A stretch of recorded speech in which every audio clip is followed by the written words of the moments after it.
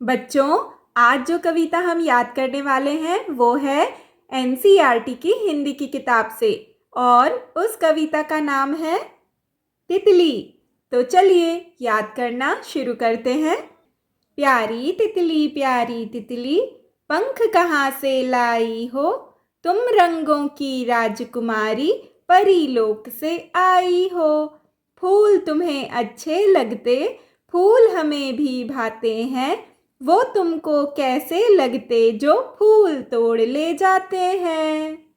एक और बार पढ़ेंगे। प्यारी तितली पंख कहाँ से लाई हो, तुम रंगों की राजकुमारी परीलोक से आई हो। फूल तुम्हें अच्छे लगते, फूल हमें भी भाते हैं, वो तुमको कैसे लगते जो फूल तोड़ ले जाते हैं। फिर से पढ़ेंगे। प्यारी तितली पंख कहाँ से लाई हो, तुम रंगों की राजकुमारी परीलोक से आई हो। फूल तुम्हें अच्छे लगते, फूल हमें भी भाते हैं, वो तुमको कैसे लगते जो फूल तोड़ ले जाते हैं। Thank you.